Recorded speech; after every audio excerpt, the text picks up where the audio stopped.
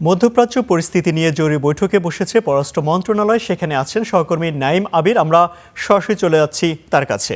নাইম, বৈঠকের ব্যাপারে কিছু জানতে পেরেছেন কিনা, কিংবা বাংলাদেশ আসলে এই যে মধ্যপ্রাচ্যের যুদ্ধ পরিস্থিতিতে বাংলাদেশ আসলে কোন অবস্থানে থাকবে?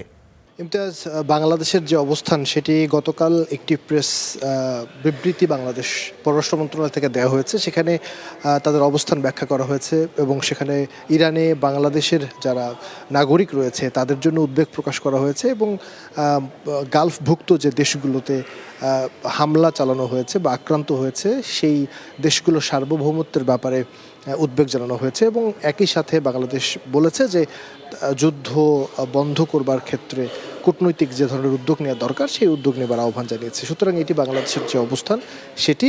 আর আজ এই মুহূর্তে যদি বলি, প্রায় 2টার দিকে শুরু হয়েছিল পররাষ্ট্র মন্ত্রণালয়ে একটি বৈঠক, আন্তঃমন্ত্রণালয় বৈঠক, এবং যেই বৈঠকে 5টি মন্ত্রণালয় অংশ নিয়েছে। পররাষ্ট্র মন্ত্রণালয় রয়েছে, স্বরাষ্ট্র মন্ত্রণালয় রয়েছে, বেসামরিক বিমান ও পর্যটন মন্ত্রণালয় রয়েছে, প্রবাসী কল্যাণ এবং শ্রম মন্ত্রণালয় রয়েছে। এই 5টি মন্ত্রণালয়ের প্রতিনিধিরা কিন্তু একটি বৈঠকে বসেছে, যে বৈঠকটি শুরু হয়েছে দুপুর 2টা থেকে। এবং সেখানে যদি বলি, পররাষ্ট্রমন্ত্রী তো রয়েছেনই, প্রধানমন্ত্রীর পররাষ্ট্র বিষয়ক উপদেষ্টা হুমায়ুন কবির তিনিও রয়েছেন। এছাড়া প্রবাসী কল্যাণ মন্ত্রী রয়েছেন, বেসামরিক বিমান এর তরফ থেকে সচিব রয়েছেন, স্বরাষ্ট্র মন্ত্রণালয় থেকে প্রতিনিধি রয়েছে। সার্বিকভাবে যদি বলি, এই 5টি মন্ত্রণালয়ের প্রতিনিধিরা এখানে রয়েছেন। তাদের মধ্যকার যে বৈঠকটি শুরু হয়েছে সেই বৈঠকটি চলছে এবং এই বৈঠকটির ব্যাপারে এবং বাংলাদেশের মধ্যপ্রাচ্য সংকট নিয়ে পরবর্তী ইস্যুর ব্যাপারে 4:30 নাগাদ পররাষ্ট্রমন্ত্রীর তরফ থেকে একটা ব্রিফিং করবার কথা রয়েছে এবং সেই ব্রিফিং আসলে আমরা বিস্তারিত জানতে পারবো যে বাংলাদেশের বর্তমান অবস্থান কি দাঁড়াচ্ছে। তারপরে একটু জানিয়ে রাখি যে সবশেষ আমাদের হাতে যে খবরটি রয়েছে, বাহরাইনে এই ক্ষেপণাস্ত্র হামলার শিকার হয়ে বাংলাদেশি একজন নাগরিক মারা গেছে, নিহত হয়েছে, এবং 2জন নাগরিক আহত হয়েছে। যিনি মারা গেছেন তিনি চট্টগ্রাম বিভাগের একটি শহরের বাসিন্দা। এই বিষয়ে বাহরাইনের যে দূতাবাস তার তরফ থেকে আমাদেরকে নিশ্চিত করা হয়েছে।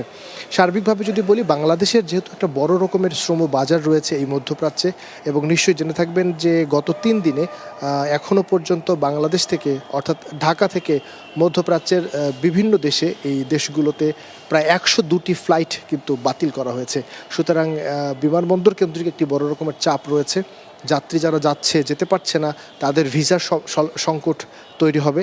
সার্বিকভাবে এই বিষয়গুলোই এই আজকের যে মিটিংটি হচ্ছে সেই মিটিংয়ে প্রাধান্য পাচ্ছে বলে আমরা জানতে পেরেছি। পরবর্তীতে যখন ব্রিফিং হবে তখন নিশ্চয়ই আপনার মাধ্যমে আমাদের দর্শকদের বিস্তারিত জানানোর চেষ্টা করবো। ইমতিয়াজ। নাইম, আপনাকে ধন্যবাদ। দর্শক, মধ্যপ্রাচ্যের যুদ্ধ পরিস্থিতি নিয়ে পররাষ্ট্র মন্ত্রণালয়ের বৈঠক চলছে, সেখানকার খবরাখবর জানাতে আমাদের সঙ্গে যুক্ত হয়েছিলেন সহকর্মী নাইম আবির।